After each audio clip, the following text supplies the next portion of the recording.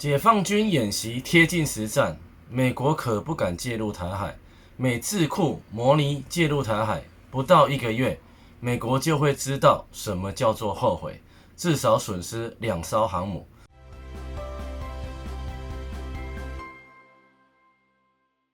各位好，我是台湾青年联合会理事长何义成。随着台海局势的紧张，解放军围绕台海所展开的演习也是越来越贴近实战。就好比不久前，解放军没有任何预兆，也没有提前标示禁航区，直接出动57架次的军机进入了台湾周边空域，打响了一场规模巨大又很即兴的军事演习。这就是奔着实战去的。之前我就说过，就目前台海局势，就大陆针对民进党顽固台独分子与美国的勾连，解放军所展开的军事行动，可能哪一天突然登陆了台湾都措手不及。而现在解放军这一次突如其来的军事演习，恰恰证明了这一点。没有谁在真要动手、真要发起军事行动的情况下，会提前发出警告，提前划好军事行动的区域。之前有分析称，以大陆为两岸统一做了几十年的准备来看，一旦发起攻台作战，大陆收台将会用小时来计算。如今解放军越来越贴近实战的动作表明，这样的分析很现实。而在大陆发起统一之战后，唯一能阻止大陆按小时收台的因素，也就只有美国了。也只有美国的直接军事记录，才能够让台军拥有阻挡解放军登陆的能力。然后也只有美国的直接军事介入，号称会随美军出兵的日本和澳大利亚，才有可能配合美国在台海的军事行动，抗击解放军。至于台军，从始至终都没有被大陆解放军放在眼里。那么美国在明知台海问题是中国家务事的情况下，还会冒着直接与中国爆发战争的风险，军事介入台海吗？很显然，这个可能性基本上是不存在的。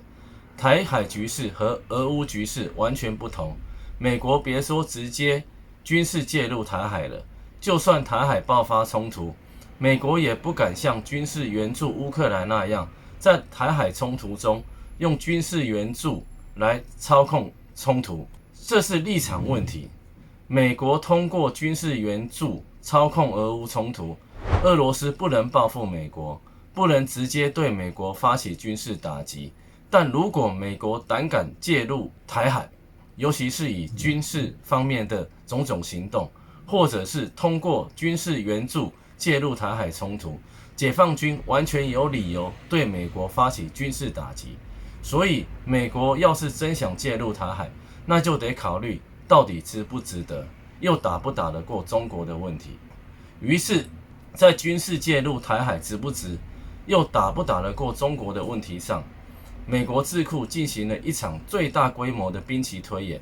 模拟美国军事介入台海的可能性。最后得出来的结果就是介入台海不到1个月，美国就会知道什么叫后悔。美国会因这一决定被中国打落神坛，因为在模拟中，无论美国怎么军事介入台海，抛开美国的兵力损失不谈，美国将至少损失2艘核动力航母，大型水面战舰的损失也会达到10到20艘。除此之外，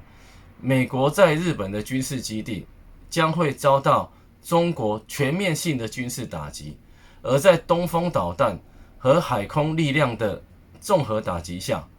美国在日本的军事基地基本上没有幸存的可能，一定只剩下一片断垣残壁。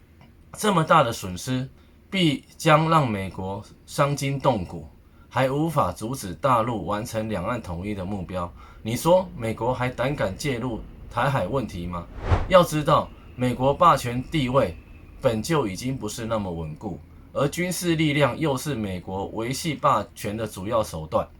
在美国栽了这么大的一个跟斗后，美国的霸权地位就不是不稳，而是直接要陨落了。面对这样的一个可能，美国可不敢介入台海，而美国不敢介入台海，放话随美国出兵的日本和澳大利亚就不敢了。美国尚且会出现这么大的损失，日本和澳大利亚就更不用多说了。好了，本期的内容就到这里，谢谢大家收看，我们下期再会。